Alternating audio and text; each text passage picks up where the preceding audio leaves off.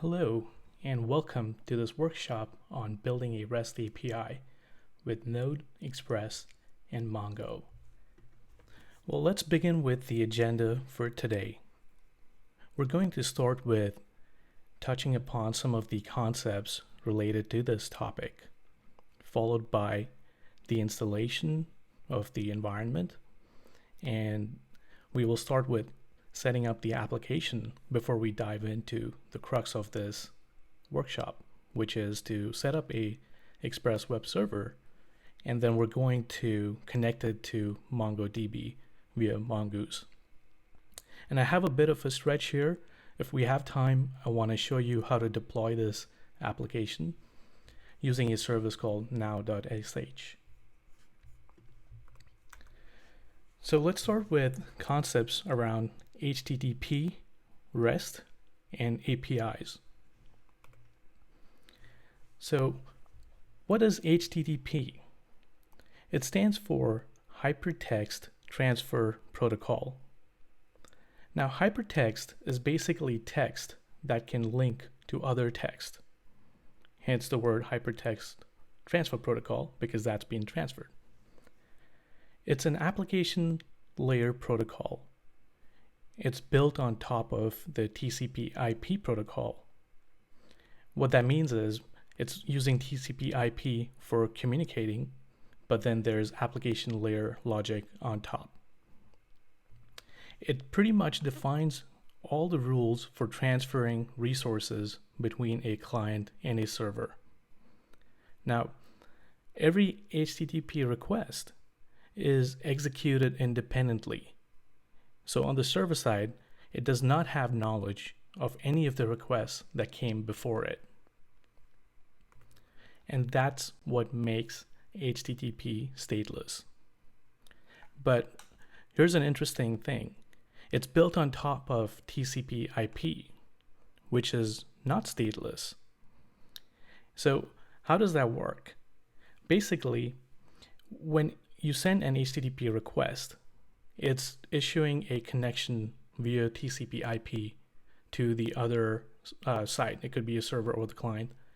And the TCP/IP connection stays connected.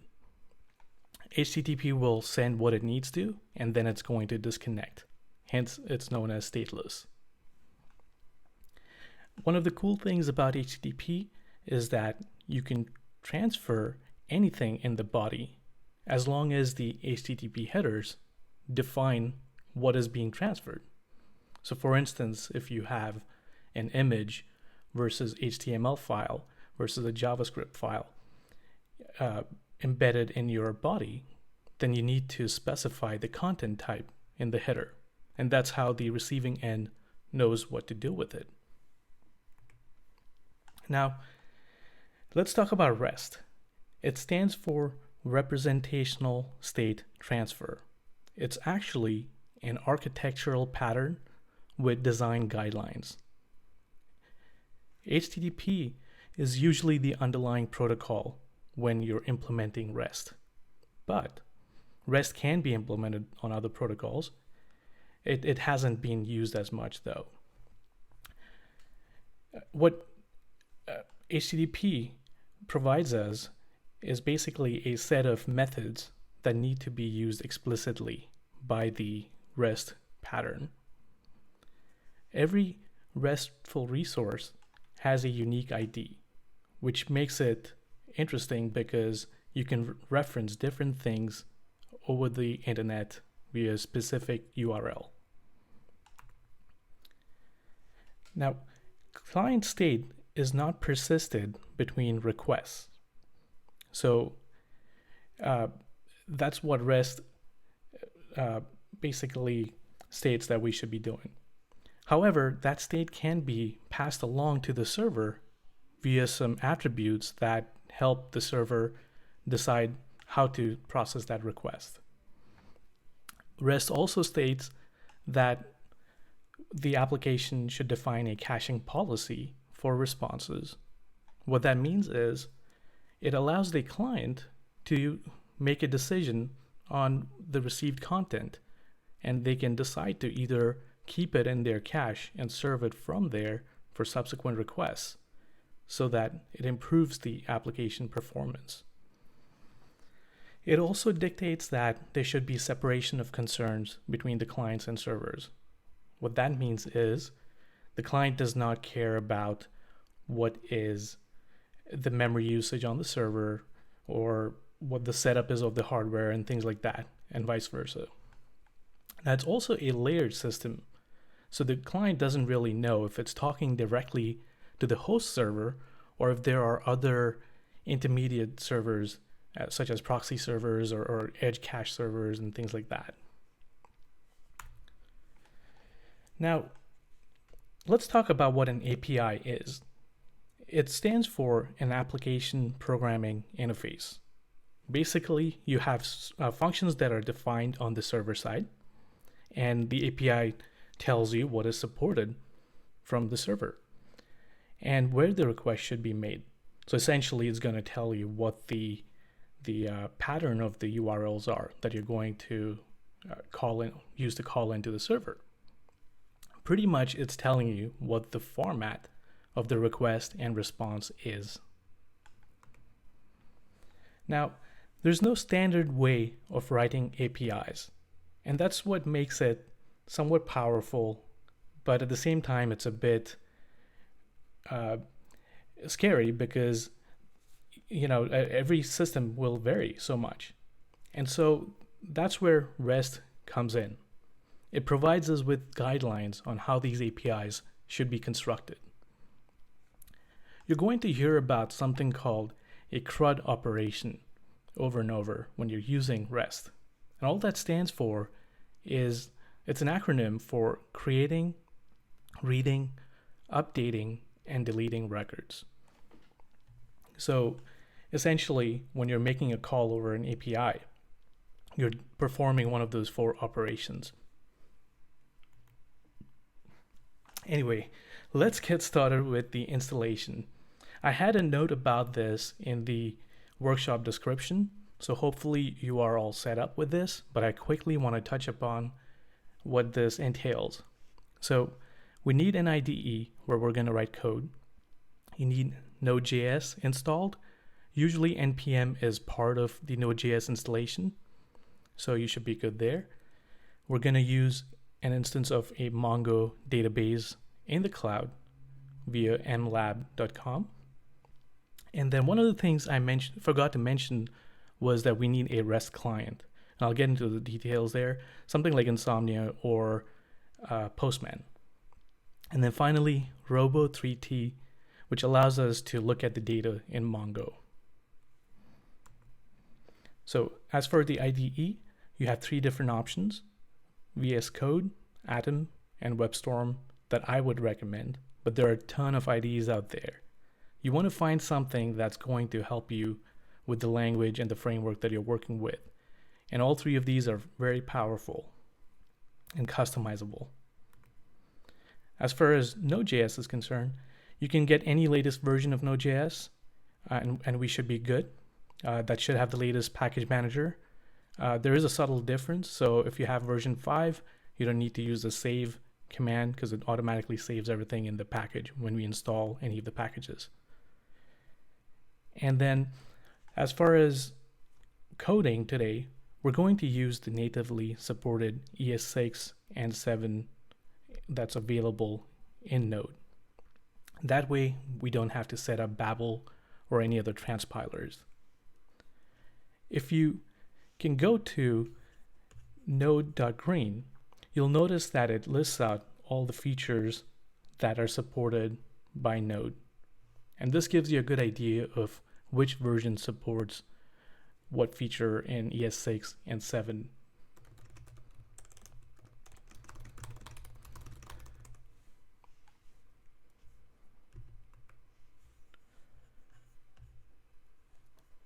Sorry, we're trying to figure out the video here, and some reason it's not running. Just give me a moment here. I'm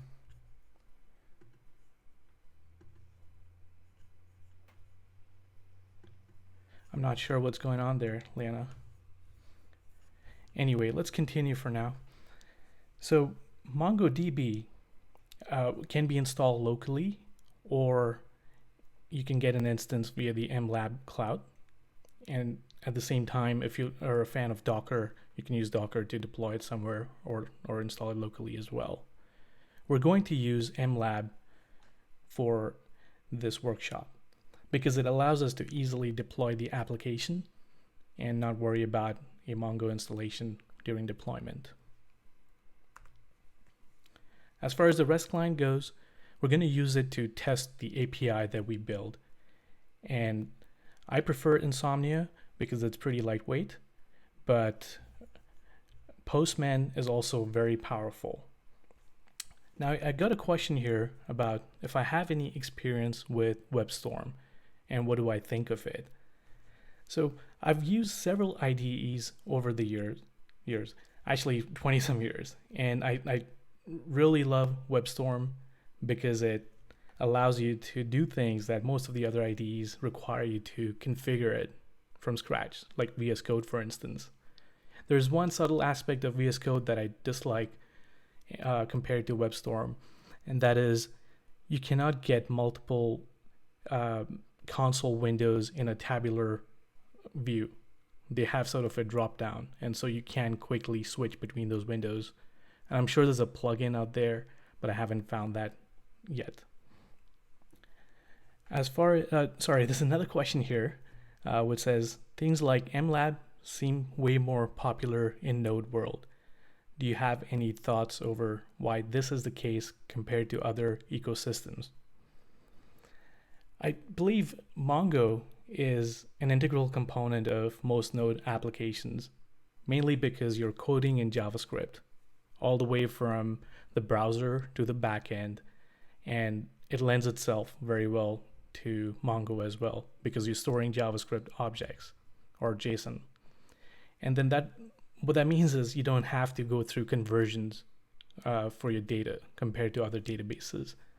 Now, using MLab specifically, they have a very good interface and they provide you with a free starter database that you can get, I think, up and running within a minute, literally.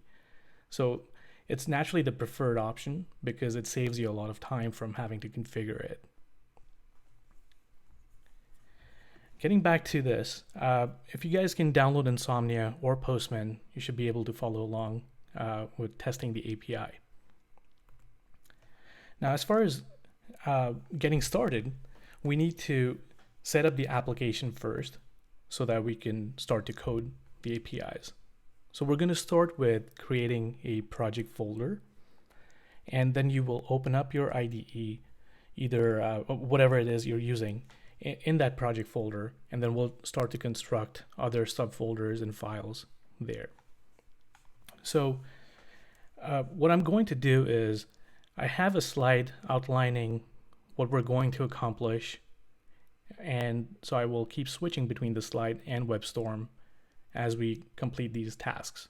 So in this case, we are initializing our node and then creating a very, very basic hello world script, actually. And then we're going to set up some startup scripts that allow us to run our application, and then we'll build from there.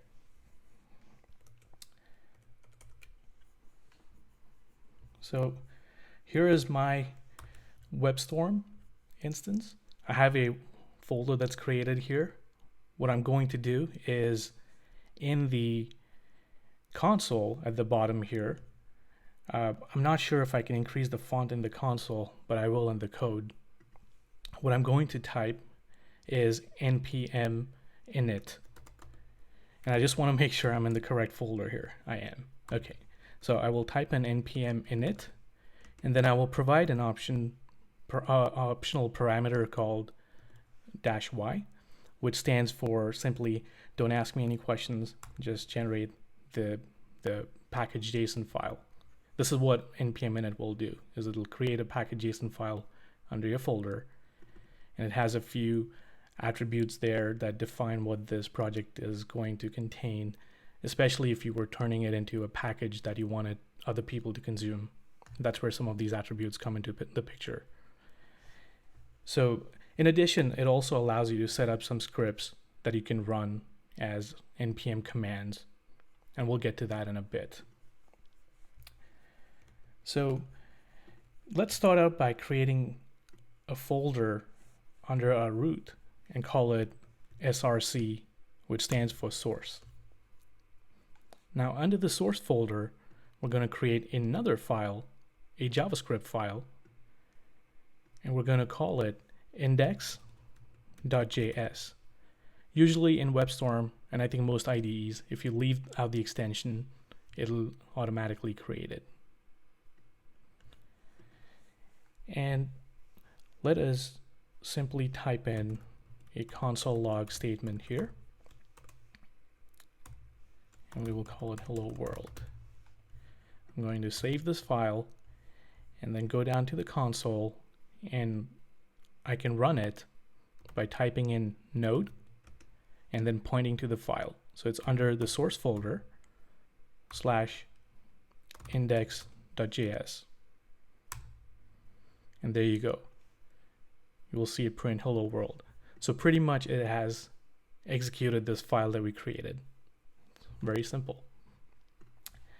Now, let's make this a little more, let's add a helpful command to our package.json so that we don't have to keep pointing to the file and typing in node source index. So what I'm going to do is modify the scripts section of package.json. We're going to add a command called start, and what we're going to put in there is the exact same command that we typed at the bottom of the window here. And this runs relative to the project root. I'm going to save that. I will clear my console, and I'm going to run npm start. Notice that it ran our command here, and then you'll see the output at the bottom. So start and test are two commands that you can run via npm without an intermediate keyword called run. So normally, most of the commands require you to type in npm run and then the name of the command. So npm run start works as well, except for Node made it a little easier. Sorry, npm made it a little easier by allowing us to just do npm start. Very well. I'm going to switch back to our presentation window here. All right. So hopefully everyone's caught on to that. Next, let's get started with Express. Express is an npm package, and it is basically a lightweight web server. What that means is it's taken all the Node.js HTTP classes and added a layer on top of it so that it can communicate, or so that it allows you to communicate via RESTful endpoints. Let's start out by installing the Express dependency, and then we're going to reference the library and create a very basic Express application. So going back to the console here, I'm going to type in npm install Express. And if you're using npm version 5 and above, it automatically saves it to your package.json. So look at my package.json here, and you'll notice that there's a dependency section that showed up. And what this means is that when the project is running, it's going to have Express available to it. Next, we're going to switch over to the index.js, and you can get rid of the console log here. Let's start out by referencing the Express library. So we're going to type in let express equals to require express. Next, we want to create an application. So we're going to call it app equals express, and you can open and close brackets, and that creates an Express application. So one of the things we want to do now is have this Express application serve some content. So let's start out by serving some static files. So I'm going to create a folder under the root, and I will call it public. This is where we're going to store static resources like HTML files, your images, JavaScript, CSS, and things like that. So let's create an HTML file here. I'm going to call it index.html.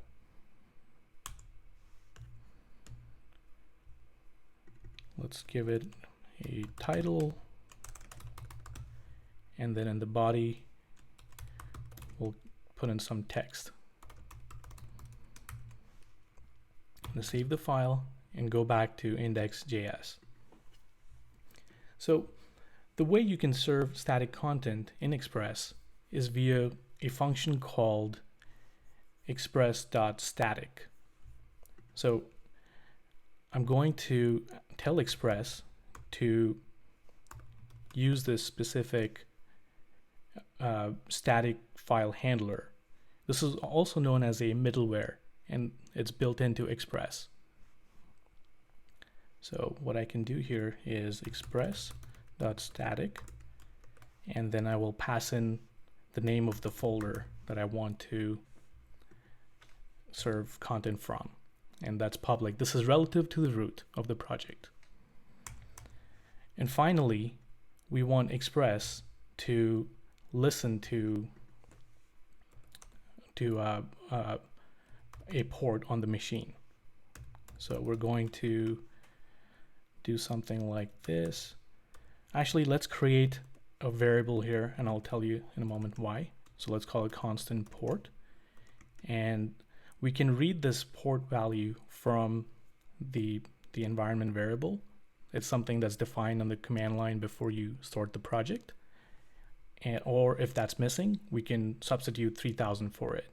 So I'm going to do process.env, which is environment.port, and then if that does not exist, we're going to default to 3000. So I will substitute this 3000 here with the value port. And then let's simply output a message that says server. I'm going to use these backticks here, so I can introduce a variable in there, and let's call this server has started on the port that it's actually running on. So that way we know where the server is running. Oops, I missed the en there. All right, so we're going to go back and run the server here again by calling node. I'm sorry, we have the script command, so we're going to do npm start. And there you go. You see that a message that says server has started. And notice that the program is still running. That's because the server's running and it's not going to release control until we stop it. And the way to stop it is to push Control C. Anyway, let's switch over to a browser window. And what I'm going to do is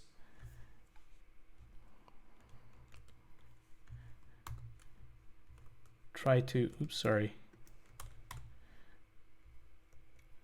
That's 3000. And so there you go.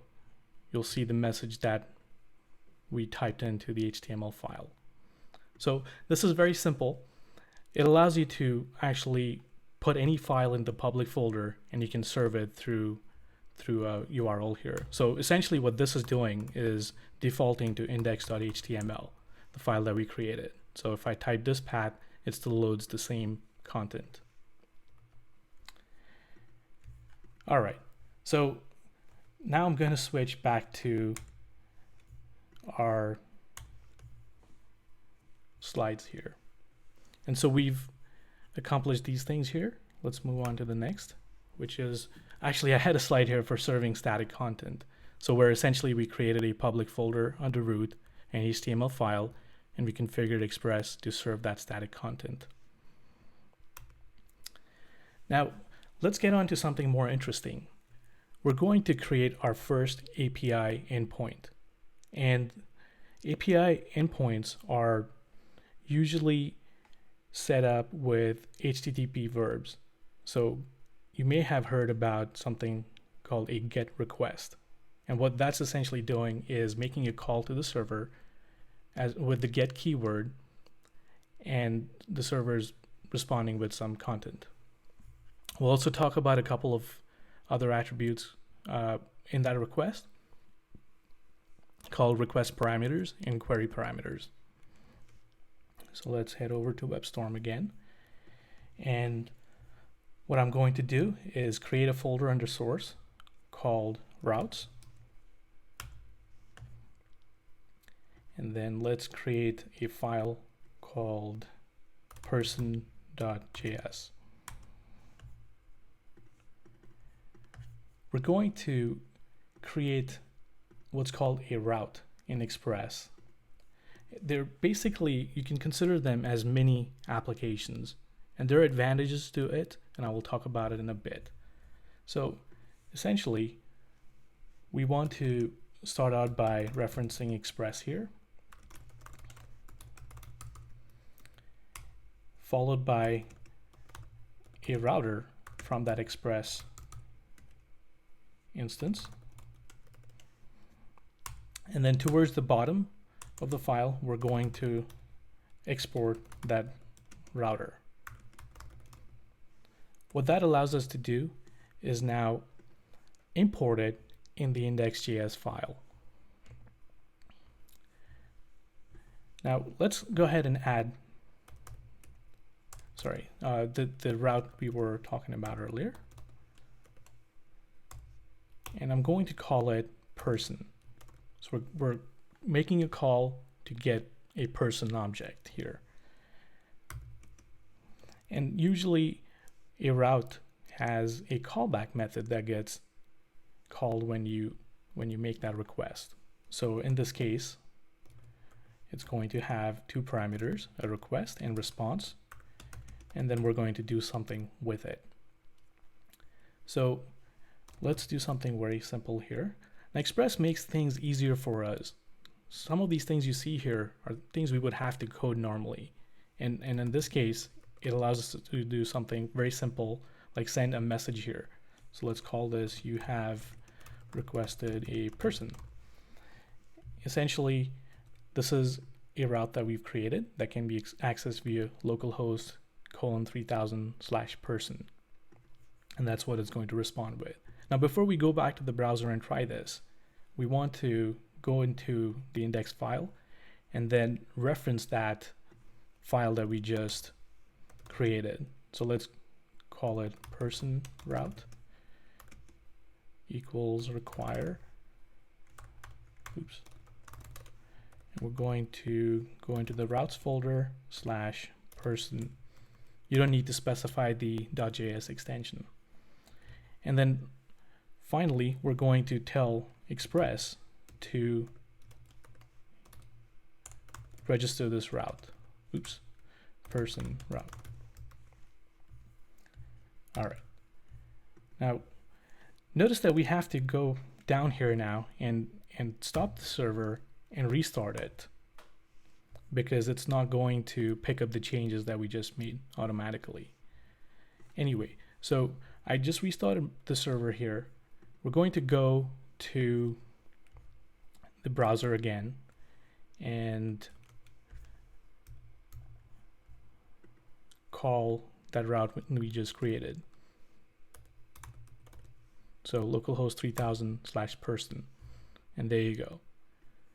That's how simple it is to create an API endpoint. Of course, this is a very basic version of that. Now, before we continue, I want to do a couple of things here. I want to show you how to use this tool called Insomnia, or you may have installed something called Postman.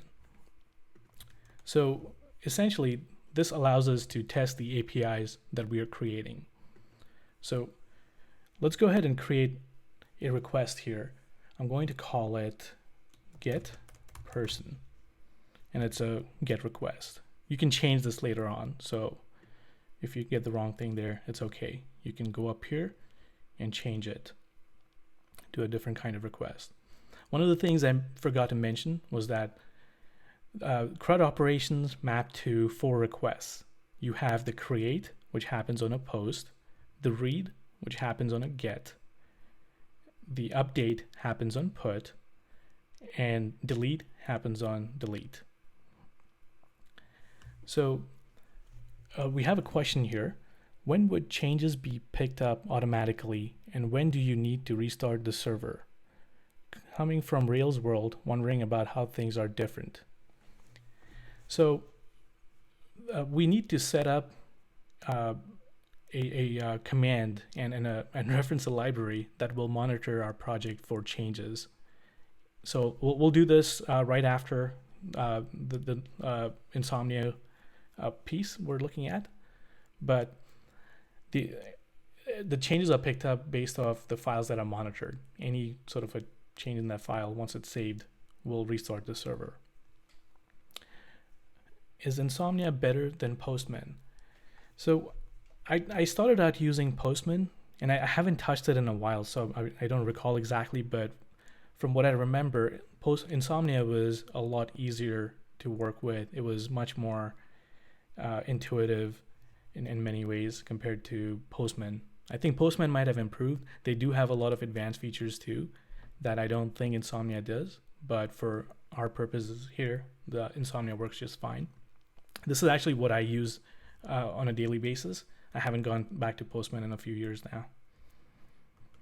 So we wanted to talk about accessing the person route. So what I'm going to do is put in the URL for our server, and then in this case we're going to call person, and then I can either enter or click send here, and there you go. This allows us to define all the different routes that we've created and test them out over here. One of the things that Postman lets you do is generate test cases from these routes, and they have additional tooling there. So I would definitely encourage everyone to check out both these tools. I think Postman is definitely valuable. Sometimes I find it a bit too bloated, but they're both very similar. So in this case, I think what REST API, what getPerson allows us to do here in Insomnia is also generate some code that we can then test out through Node or any other project. So I'm going to click on that real quick, and then notice that it has a bunch of languages here. And so essentially you can pick something. So let's say we were doing this in Node.js, then I have the option of choosing which type of library that it's using to make that request. And I generally would choose request because it's the shortest piece of code here. And it's essentially sending some attributes here and then making that request to the endpoint. And I can copy this and then paste it in my test file and then sort of go on from there. All right, so that's that. Let's go back to WebStorm. And we're going to now talk about setting up a script that allows us to monitor for changes so we don't have to restart the server. So the first thing we would do is, let's stop the server here. We're going to install something called nodemon. Now there is an alias for install. I could just use I instead of install, and nodemon is what I want to install. Now prior to npm 5, you had to specify things like save, which would save it as a dependency in package.json. However, in this case, because we're using the latest Node version, npm version, we don't need to do that. But nodemon is something we're going to run during development only. So we would specify either save-dev, or there's a shortcut for, or a short for it, which is -d. They both do the same thing. So what that's going to do is create a dev dependencies section here in package.json. And those dependencies are only available during development time. So basically, if you were to deploy this through a CI system like Circle CI, it's going to do npm install when it downloads the project. And all that is going to do is install dev dependencies.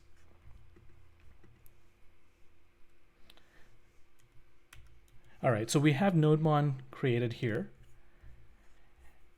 What we're going to do is learn how to use it. Actually, let's just put it in a, let's create a command here.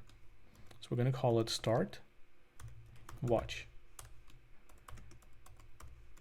And all we have to do is NodeMon and point it to a specific folder here. Actually, we can just do the file in this case. And so we can run it with npm run. Remember, we need run this time because it's not the start or test command. And then that's going to monitor this specific file for changes. You can also specify folders to be monitored and things like that. And it's going to internally run the startup file and monitor a set of folders. These are things you can look up in the documentation as you get acquainted with these various libraries. All right, so let's go back to the slides again. Sorry, this requires me to switch things around a bit. So we talked about a GET request. Next, let's focus on a couple other attributes that can be passed through. So I'm going to go back to WebStorm here into the person.js file. So we're going to create a couple more routes around person itself. So what I'm going to do is copy and paste this down here.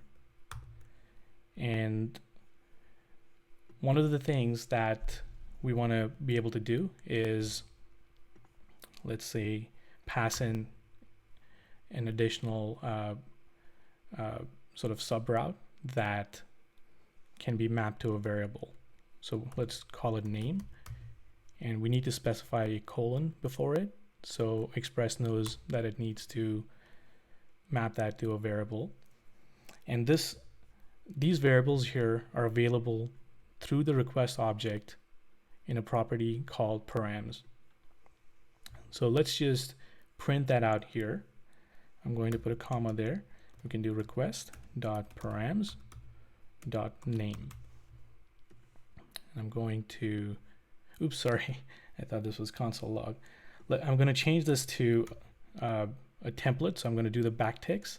That allows me to treat this as a variable in my state string here, and I will close it with the backtick. So that basically is the same as doing you have requested a person plus space plus this.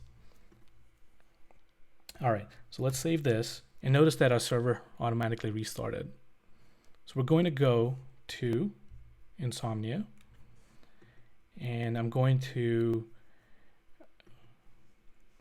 create another route here. I'm going to duplicate this by right-clicking and picking duplicate. And then let's call this get person by name. And all I have to do in the route here. Now, as I switch between these, it's choosing the right, so it's showing you the output for whatever's stored there. So when I make changes to get person by name, it's not going to affect person. So I can go ahead and do that here, and let's call it, let's give it a name here, and then I'm going to click send. And so it's simply responding back with the parameter that we passed in. All right. The other thing we can do is, so this here is a params object or property on the request object. What I also want to do is allow us to pass in a query string, which is a query string is basically a query property on the request object. All right. So the way to accomplish that is simply by checking the query object here. So let's say we look for request dot query dot let's call it name as well. So that's what we're going to pass in. Then we will do something there else, we're going to handle it like we were originally. So in this case, I'm going to copy this thing over here again from line 16 to line 7, and I'm going to replace params with query. That's the only difference really. So what this allows me to do is basically call something like localhost 3000 /person with what's called a query string. So anything after the question mark is basically a part of the query string, and it's a key value pair. So I could essentially add additional key values here by adding an ampersand. So let's say name and age equals 20. So this, we're not doing anything interesting right now. We're simply echoing whatever's passed in, but this is what that allows. And in case of params, this allows us to do something like this: localhost 3000 /person /name. So that's the difference here between the two. This is part of the route, and that is part of the query string. All right, so I'm going to save this, and let's go back to Insomnia.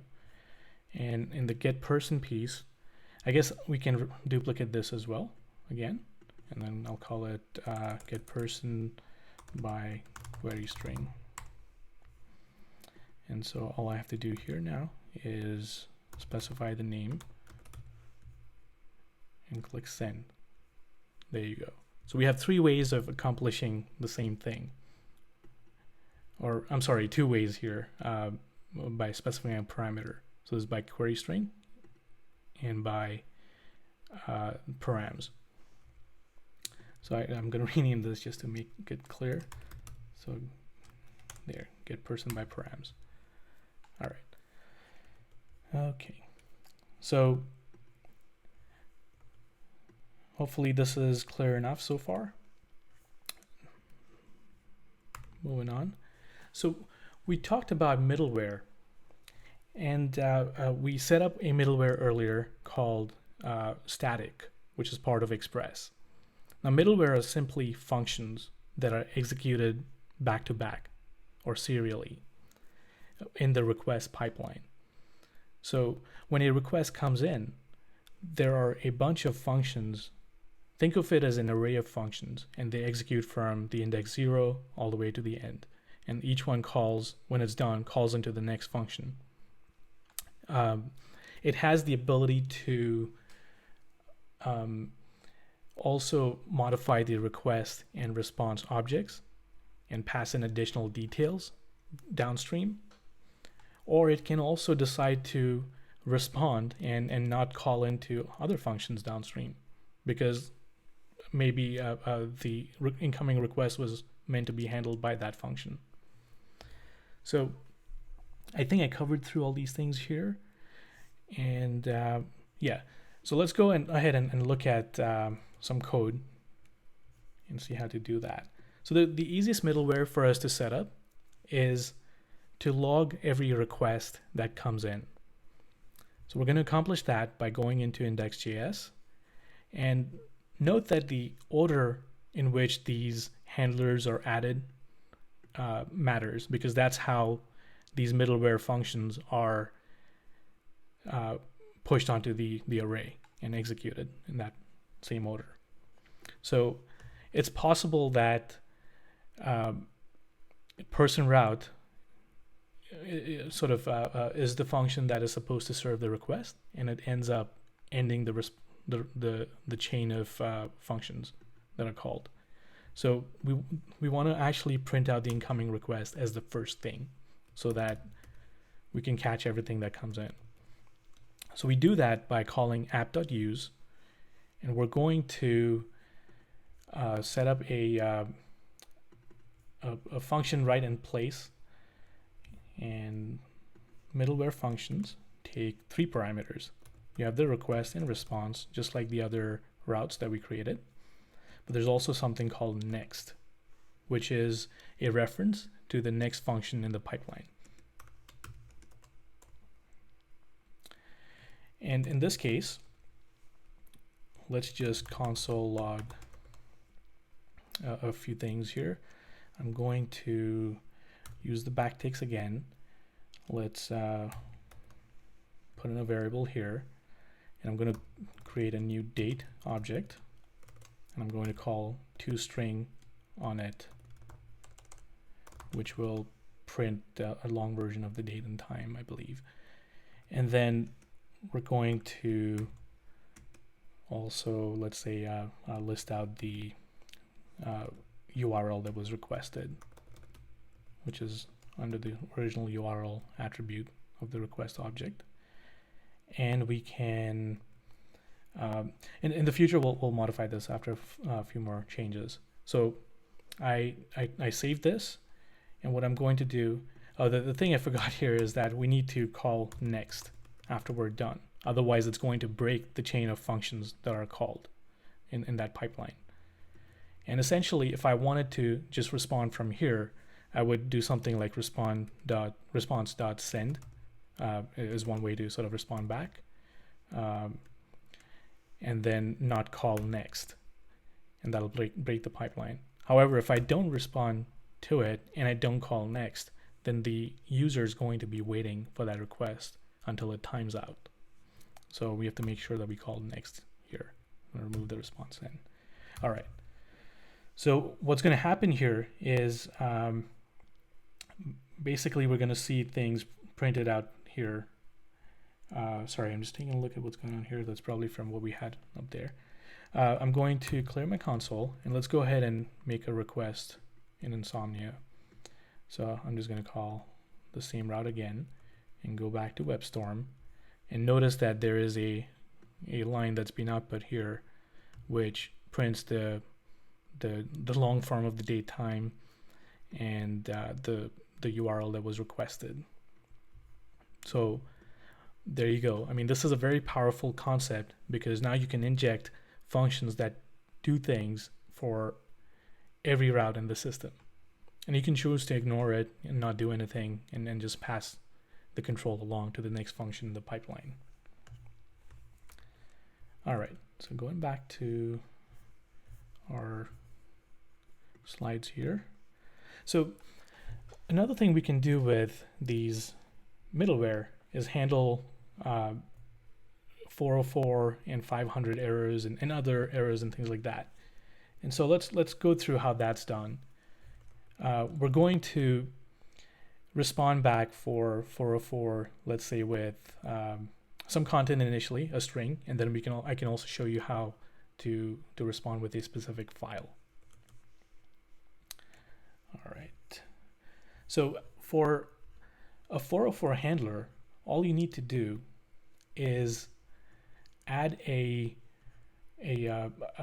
middleware function towards the end of the chain. So the express.static is the last thing we have in our chain at the moment. And so I'm going to add a middleware function here that's going to take the same request, response, and next parameters. And essentially what this is a handler for the error 404 not found, or resource not found. And what we're going to do here is respond with a status code that says 404, and we're going to send a message. It says, "We think you are lost." All right. So let's go ahead and test that. All we have to do is let's go to Chrome in this case, and let's just put in any random string here and hit enter, and there you go. What happened here was basically there were no middleware functions to handle that request. Sorry, I missed a question here. The question is, anecdotally, is using the IDE's terminal slower than running terminal as a separate app? So I don't think so. It really comes down to what you are most comfortable with and most efficient with. I always shoot to sort of improve my sort of agility, and so depends on various factors. And in this case, it's easier for me to stay within the context of the IDE so that I see things that are happening right there. Because I could have a build process, I could have a test process and various things right there, and I wouldn't have to switch between windows. But essentially, that's something you could do as well. I do use a separate terminal window when I'm using VS Code because I don't like the integrated terminal there. So there is no sort of right answer here. It's really your preference. I don't think either of them are slow. All right. So we handled 404. Now we're going to handle error 500. And what that means is we're going to add another handler here. So handler for error 500. And so we're going to do app.use. Now the only difference here is that this takes an error object. So it has 4 parameters compared to the 3 that we've been using so far. And essentially, we're going to, let's say we're going to print out the error to the console. So there is a property called stack. And then we're going to, let's do something different here. We're going to go to the public folder and create a file here. And let's call that file 500.html. And so we'll simply print something went wrong here. All right, I'm going to save that file, close it, and then we want to serve this file as the response instead of some text message. So one of the things I need is to reference the path module. Oops.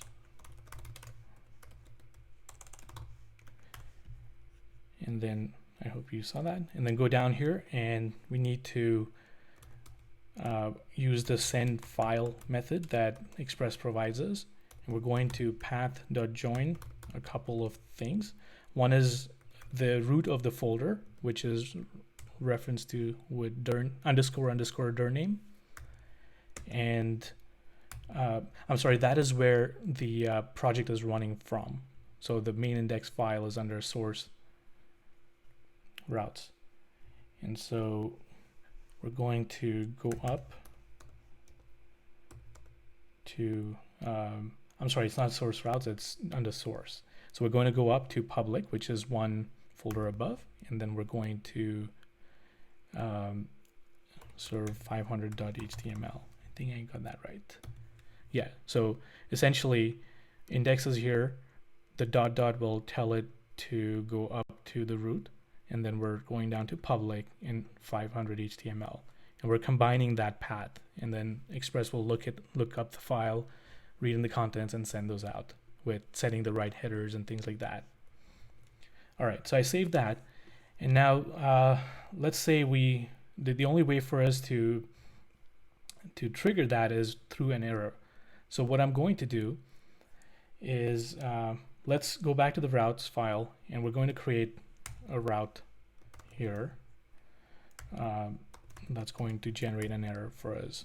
So I'm going to call it /person/error, and we're going to do request response. So in this handler, all we're going to do is throw a new error.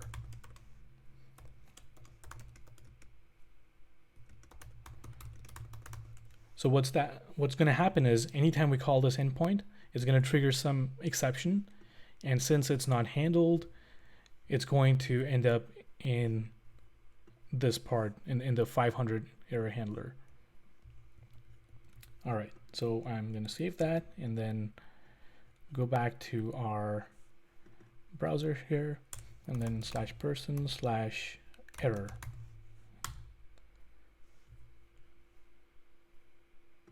So there you go. I think that's what I printed here. Oh, we're not responding with that specific error. I think. Oh, I see what's going on here. Sorry. Let's call this something else. I'm just going to call this /error for now because it's conflicting with the other routes here. My apologies. So that saved it. I'm going to go back, and we're simply going to type in /error. And so there you go. There, it's going through the error, but it doesn't seem to find the file we're looking for.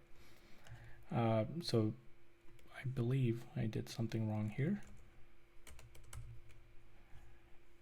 All right, let's go take a look at what's going on here. So in send file, I'm joining their name dot slash. Oh, I made a mistake here. I need dot slash public /500 HTML. So let's retry that. So going back here to the browser, I'm going to refresh that, and there you go. It's serving the content from that file specifically that we created. So we created that method so I could demonstrate how error 500 would work, because it only gets triggered when there's an error. All right, so back to this, the slides here. And so we've dealt with error pages. Now, let's make this a little more interesting.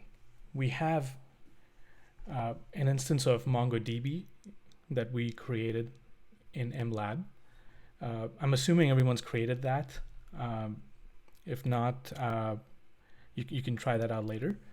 But in order to connect to MongoDB, we're going to use something called Mongoose, which is an ORM or an ODM. It's basically an object data mapper.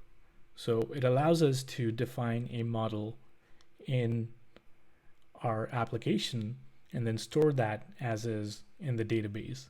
And that's one of the advantages of MongoDB, because you can store JSON documents directly without having to define relationships between tables and things like that. So there are pros and cons to it, but I've been able to build most applications without SQL databases in the past few years, mainly because you're able to scale your application in many ways. It may not be the most efficient database out there, but it certainly simplifies your development process significantly. Anyway, so let's get connected, Mongoose connected. We're going to do something similar to what we did with Express. So we're going to install the dependency, and we're going to reference it, and then we're going to focus on creating a CRUD API. So essentially, we're going to define a model in Mongoose, and then we're going to perform the CRUD operations on that model via the RESTful endpoints that we create. So let's get back into the code. All right, so I'm going to, so notice when we ran into that error, it also ended up printing the stack to the console because of this line 24 here. I'm going to stop the server, clear the console. I'm going to npm install Mongoose.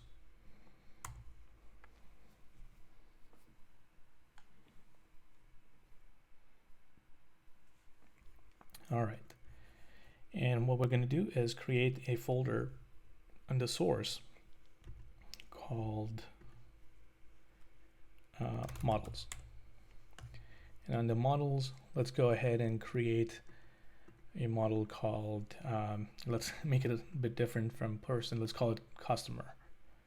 So I'm going to create a JavaScript file, and I will call it customer.model.js. I usually follow this pattern for naming conventions. I separate multiple words with a period, and I always keep them lowercase. That way it makes it very simple across larger teams, so you don't have to think about how to name files and stuff like that. All right, so let's go ahead and construct this model here. So the first thing we want to do is reference Mongoose. we already installed it, so that should be available there. And then we're going to connect to the database in this file itself, but ideally it's something that you can take out of this file and have a separate database.js file, which will do the connection to the database when the application starts. But in the essence of time, I'm just going to do it here. So let's set up some properties for the database. So in my case, I have this written down here. I'm just going to copy and paste it. Essentially, I have 4 attributes here pointing to my database server, the name of the database, the username, and password. Now this is my instance in MLab. And so if you go to your database instance in MLab, it should give you an option to see all these attributes and the connection string. So the next thing I want to do is connect Mongoose to the database. And this is something we want to do only once at the beginning of the program. So I'm going to use backticks, and here's the connection string. You will get this from MLab as well, but it's fairly straightforward. So you start with MongoDB : / and then we're going to specify the user : password,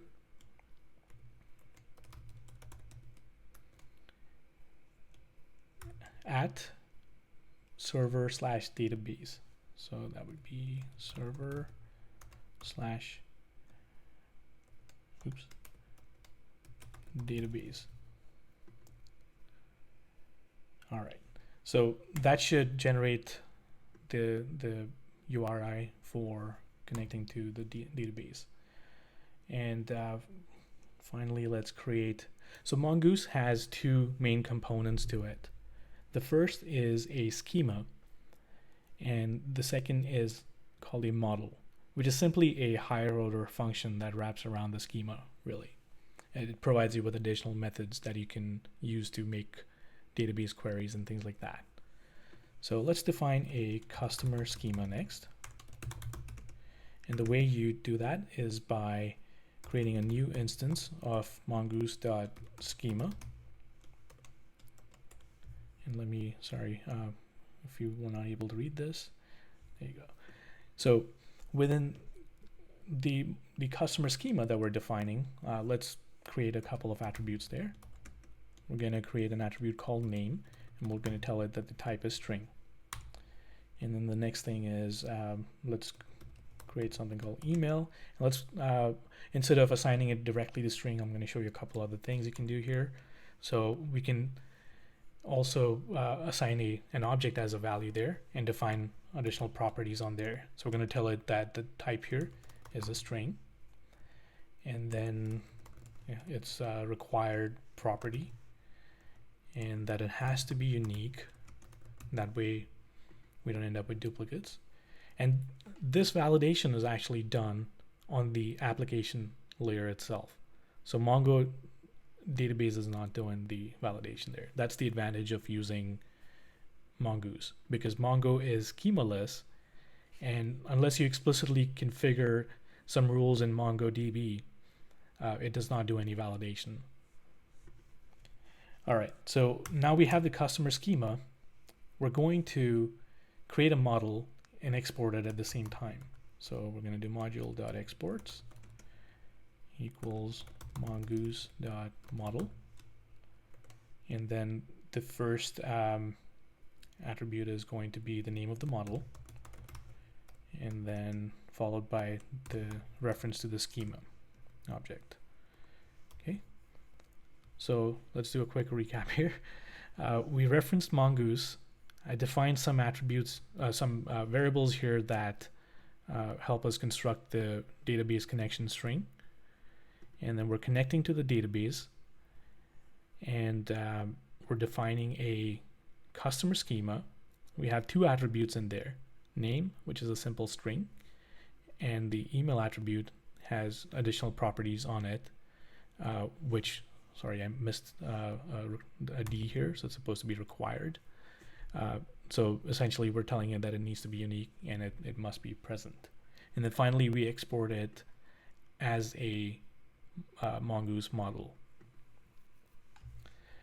All right, so I'm going to save this, and we're going to create a route that's going to expose CRUD operations, and we're going to reference this customer model and then make some entries in the database and retrieve those and things like that. So I'm going to go into the routes folder and then create a JavaScript file called, let's just call it customer.js. And I'm going to switch to person quickly here. Essentially, this is what we want to do. We're just going to have to type it sort of all over again, but let's do it from scratch. So we're going to start out with referencing the customer model. So let's do let customer model equals require, and it's one folder above /models /customer.model. And then we also want to reference express. Oops.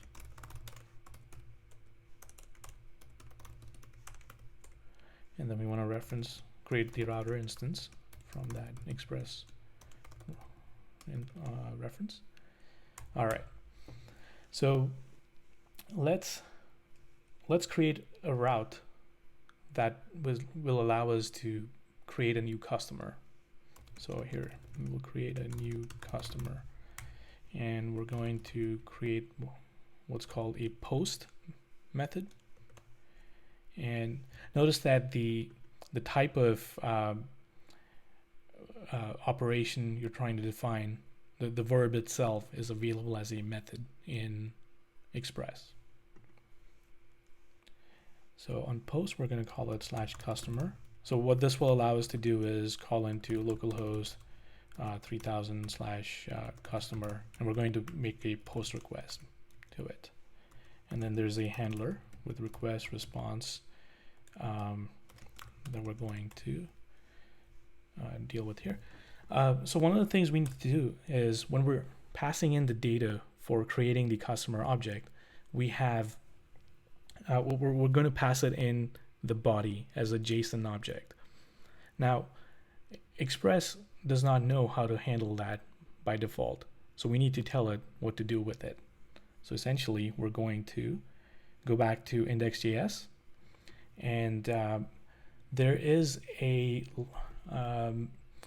package we need to install for it called body parser. And so let's go into the console, and we're going to do npm install body-parser. And what that's going to do is essentially look at the incoming request, and if the content type of that request is application/JSON, basically that means that the data in the body is a JSON string.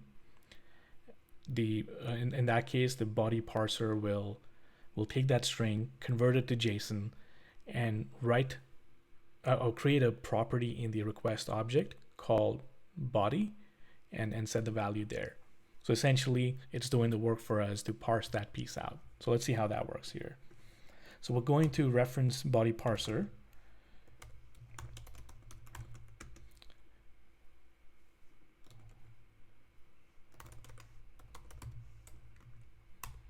And we're going to, let's do this as the first thing coming in, mainly because then we can print whatever is being sent in our logger there. All right, so we're going to do app.use, and in this case, we wanted to use the JSON module. So it's essentially taking in any incoming JSON string and creating an attribute called body. So essentially what that lets us do is we can also print the body, if any, that's converted by this body parser. All right, so I'm going to save that and then go back to our customer.js file. So what happens here is that now we have access to request.body. Before adding the body parser, that didn't exist. So we would have to look at the raw data and then the content type, and then, if it was JSON and all that stuff, then we'd have to kind of extract the right pieces and end up constructing that. So body parser is taking care of that for us. Now, that's the power of Express. It has so many different kinds of plugins and middleware that most of your application can be composed of these middleware libraries. And you can, of course, write your own in certain cases. So in this case, what we want to do is let's make sure that request.body exists. So we're going to first check for that, and I'm going to remove that comment. And essentially, if it does not exist, we want to return a response with a status code of 400, which means it's a bad request, and send a string with that response. And let's say we tell it that request body is missing. So the recipient, the caller, sort of knows what's wrong exactly here. Now, in terms of these status messages, there's obviously a package out there. I think it's called HTTP status, which has a bunch of these status codes defined as enumerations. So you could refer to it by the text name itself instead of the number. And I would recommend using that in a real world project. Now, if the body is present, then now we want to create an instance of the customer model and save it to the database. So let's do that here with referencing the customer model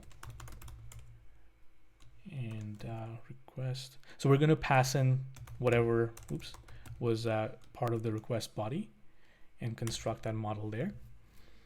Essentially, what we're going to pass here is something like this. Let's say user equal to, we need a name, so this is first name, last name, whatever, and then email, email at gmail.com. The incoming object is going to be something like this. So that's what we're going to pass through over here. And we'll get to how to send that as well in Insomnia. All right, so the next thing I want to do is save that model.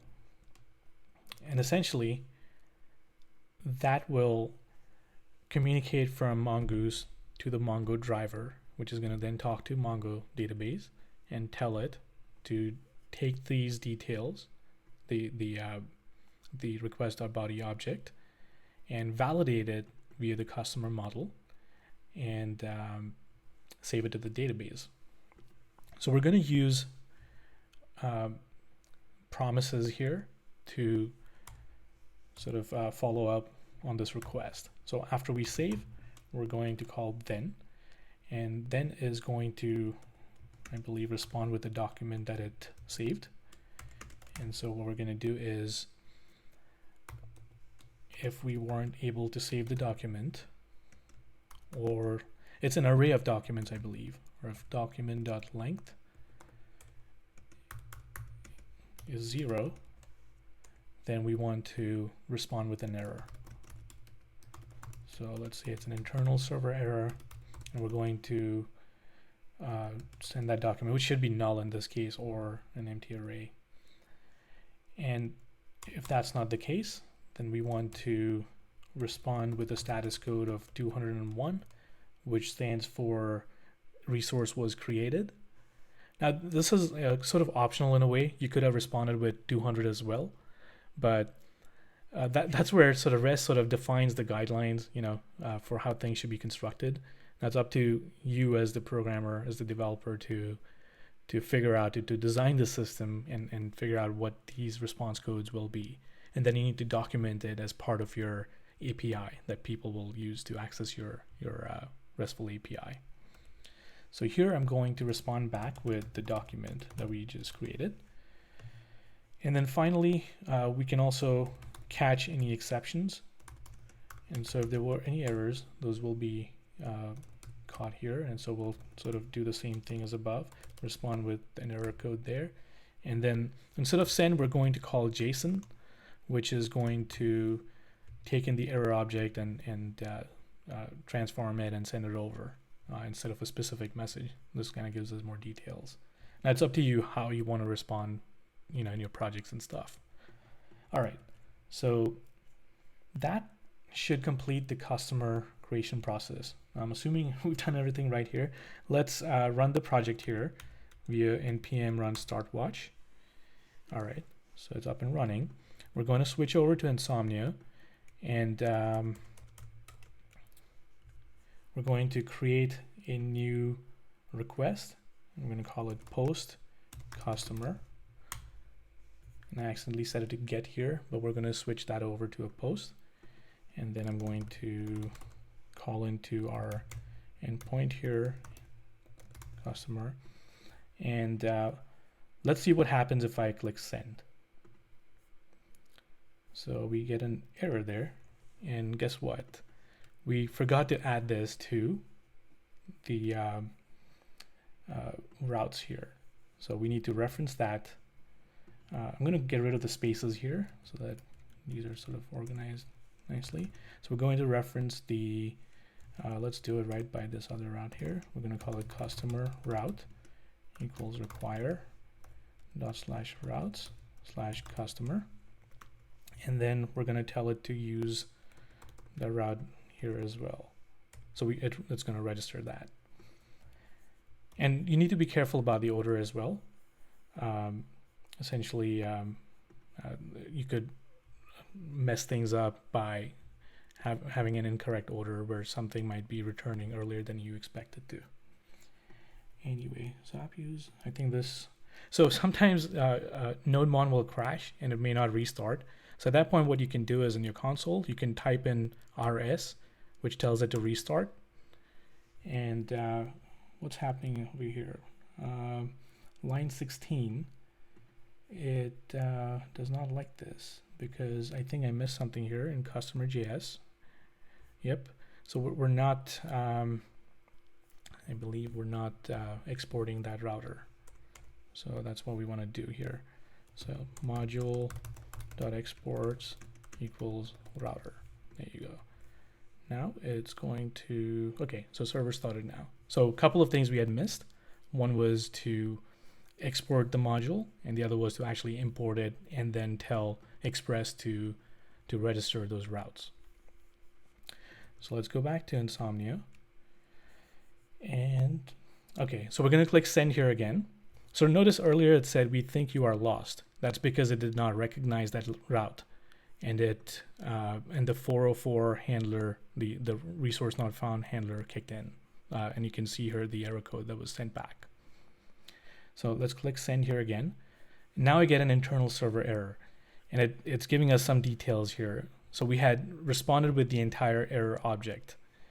We could have simply responded with, let's say, the message here, but in our case, we were showing we were returning everything. So we know what's going on here.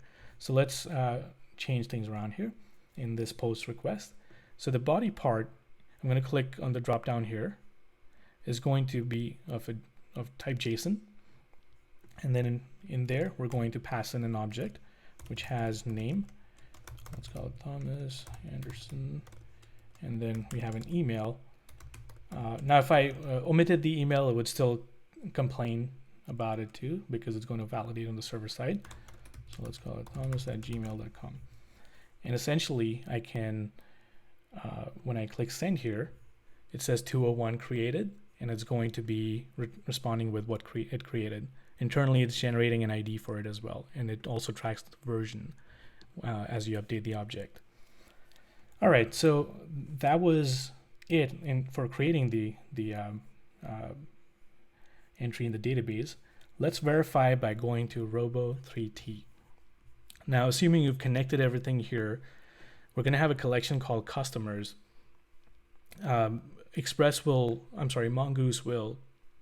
pluralize model names, so customer ends up becoming customers. I'm going to double click this, and that opens a new tab there. And there you go. It's going to show you a record that was created. So we had added these entries in there when we posted to the route. So there you go. That was that simple. I'm sure you may not remember a few things at this point, but that is okay. A little bit of practice and then looking through documentation and other tutorials will definitely help you understand this better. So let's go back to the customer route. I'm going to go to the post here. And so we were ensuring that a body was present. We could have also checked for other attributes being present. So as part of body, we could have checked something like if not request.body.email, right? And then I could have done something here and responded. However, the customer model is actually validating some of that for us. So if things were missing here that the customer model expected, like email, for instance, then this catch block would be triggered and we would still get an error. So that's one of the advantages of using Mongoose. Anyway, so let's quickly add a couple other methods here. So we're going to next add the ability to retrieve this data. So we're going to create an endpoint called customer to get the customer. We're going to have the same format here again, request response. And one of the things we're going to do here is we're expecting an email. So we're going to look up the customer via email. So we're going to actually use the customer model directly. And the model gives us a few methods on it that allow us to search through a query through the content in this case. So we're going to call a method called find1. And Mongoose has a very rich API. It has a ton of functions that definitely are way out of scope for this workshop, but I would encourage you to look at their documentation. There are also lots of interesting articles out there that'll highlight some of those. But anyway, in this case, we're going to use find1, and find1 takes an object with attributes as the query parameter. So in this case, we're going to pass in the email, which we're expecting via query.email, for instance. And then, of course, we want to make sure that it exists up here. So we're going to check for request.query.email. If that's not present, we're going to respond with, respond with a status code of 400 resource. 400 is an error. And we're going to tell it that it's missing URL parameters. So let's do send missing URL parameter email. That's required. So that's going to exit out of there. If not, we should also have our document available on the then method that gets called. And what we can do is respond to the request with that document. If there is an error, we want to handle that here in the catch block and essentially respond back with the status code of 500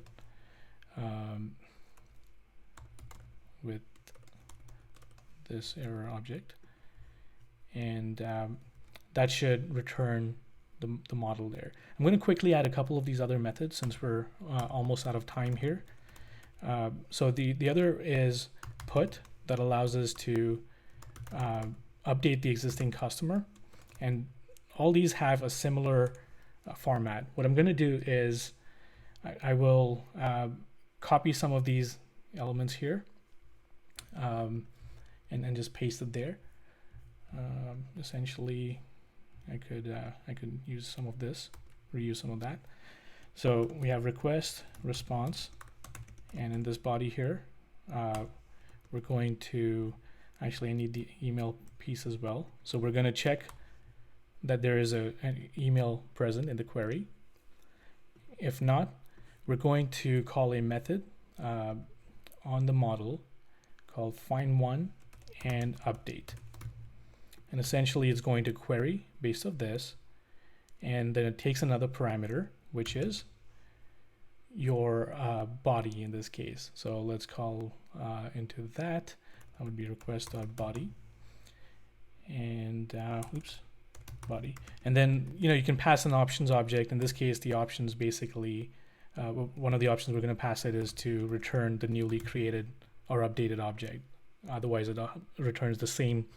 it would return the same request body that you sent in. But since we want to make sure that the change actually went through, we want to do that, set that attribute. I have a typo here, so I'm going to change that to status. And then, so this was your post request. This is your get request. And then this is your update request. So the U in the CRUD. And customer, sorry, I have a few typos here.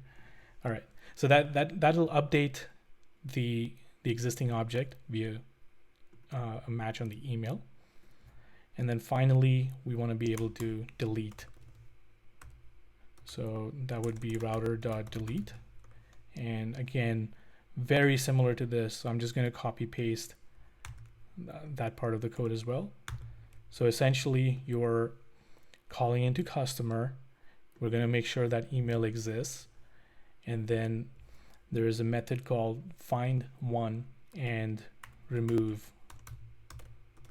which will take in your email. And then we don't need the request body and the new pieces from above that we copied. And everything else here stays the same again.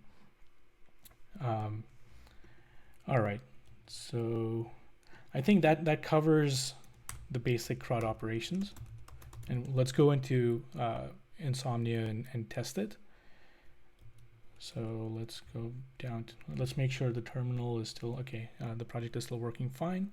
I'm going to switch over to Insomnia, and then I'm going to duplicate this and call it put customer. And essentially this method should be put, and we're expecting a query string called email. So we're going to pass in email equals thomas@gmail.com, and then we're going to send in the body here. Let's call it Thomas updated Anderson, and we're going to click send here, and there you go. It responded with an OK, and if you notice, the object that it responded with is the newly created object. And I think I made a mistake earlier when I mentioned that it responds with request.body. What I meant to say was it responds with the original object that it finds, and not the updated object. So let's duplicate this again, and there is we want to get customer in this case, and we're going to call that get here, and essentially we want to get this by again via email. So let's call this thomas@gmail.com, and then we don't need a JSON body here, so we're going to delete that, and you can leave that as is. And then if we click send here, it's going to retrieve whatever was sent in. And finally, I'm going to duplicate that again and call this delete customer. And so change that again to delete. And essentially the query string stays the same. I should be able to hit send, and then it says okay, it's responding with what was deleted. Let's say if I were to click send again, it's going to respond with a null because that object has been deleted already. So let's verify that by going into Robo3T. So here I can either, if you're in Windows, you can do Control R. On a Mac, it's Command R. And if I refresh it, you'll notice that the record has disappeared now. So most of those other methods were very similar in terms of the RESTful setup, as well as the attributes that were coming in and things that we were modifying and stuff like that. So let's do a quick recap here. We created a customer model, which is part of the customer model.js file. You're familiar with this by now. And so we reference that in customer.js. That's our route. And essentially we're creating a route here. The first piece is a create operation that's handled via the post verb, and it's calling into customer. We're expecting a body to be passed in. We added the reference to a body parser middleware for Express, which actually gives us that data that's passed in the body attribute. This was just an example here that we could check for an email to exist on that body as well. There's obviously a lot of error handling that you can do to make this more robust. And essentially the object coming in will look something like this, that we're simply passing through to the customer model. So we create a new instance of the customer model with that incoming JSON object, and we call save on that model. And then basically there are two methods here on the sorry this is using promises. So promises have then and catch, and so we're handling different error conditions and whatnot here. So this is pretty straightforward here. I think the important piece is how to create that route and how to respond. You want to make sure you're passing back the right error codes and things like that, or status codes and things like that. Get request was very similar. You change the verb here, the method name that maps to get. Similar things here, just the method on your customer model changes. So essentially that was like the only big change between all the other methods on the route. So you have get, and on update you have find one and update. And for delete you have find one and remove. So I think that about wraps this up. I think that there was a lot of content that we crammed into this hour and a half. And sorry, someone says as a pure database person, their brain hurts. I apologize. It's a lot of moving pieces here, and if you don't get it, it's okay. Don't feel bad. It took me a long time to really understand this and master it. These things take time just because of changing APIs and also the variety of functions that they expose. So I want to do something real quick here before we end. So I'm going to clear my console here, and now we have our application here. We have a package JSON that defines the project and the scripts and things like that. There's a service called now.sh that essentially allows you to deploy your Node.js applications real quick. And so I will let you explore this, but what I'm going to do is simply deploy this to the cloud now. And so what I need to do is go into my application folder and I type in now. I have the now client installed via npm as a global, and they have all the instructions here on this site. But I simply want to show you how easy it is for us to get this up and running in the cloud. Since I'm using the free version, it's asking me a question that's stating that my application will be public. And so essentially what it's doing is it's zipping up the application. It's making sure that there's a package JSON that exists. It will upload that to the server side, and then it's unzipping it, and it is running the npm install command, which ends up setting up all the dependencies that we require for the project. And here you see it's done. It's giving you a status about what's going on. So it did a bunch of things here. It's telling you which version of Node it's using. There's an actual endpoint that it created for us, and it's copied it to the clipboard. It's synced all the 10 files. It's initializing its build process. It ran npm install. Package-lock.json is something new with npm 5. It allows you to replicate the exact versions of libraries that you used. And then I guess it was waiting to. So internally, it's running the npm start command. I think one of the things that I missed here in package.json, I want to quickly add, is we want to set the process environment variable. And essentially in index.js, we were doing this here for port. So we want to make sure we're setting port. And it's as easy as going in here and setting port equal to whatever value that we would need. But anyway, I think this should be deployed already. I think it's copied, but I'm going to make sure I copy it again. And then we're going to go to the browser and let's put this in there. Let's see if that works. There you go. So we quickly got our application up and running in the cloud. And since we were using MLab, it's connected to the database. We didn't have to worry about uploading the database or installing a database and things like that. Of course, you would need to have a config file that then looks at the type of environment you're running in: development, staging, test, production, and then use the appropriate values from there to connect to the appropriate databases. But here you go. You can actually do this very quickly and play with it once you have your application up and running. There was a question here that says, do you usually need to use Mongoose to access a MongoDB? And the answer is no, you don't. The new MongoDB driver is definitely a lot more powerful lately, where it allows you to do validations as well. You can define a lot of those things. Several people prefer that approach. I personally have been using Mongoose for a while, so I stick with it because I'm familiar with the API, and it provides us with a lot of rich methods to handle these interfaces into the database. And I can also abstract my models out and add specific methods on it to do more complex operations. And so it sort of provided a very good plugin model for that.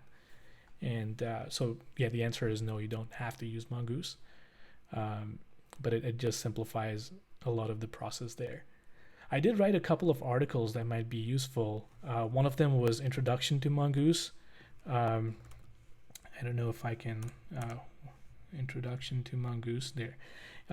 This one specifically walks you through, how to use Mongoose for MongoDB, and check it out, see what you think of it. There's also another one I have called how to build your own React boilerplate.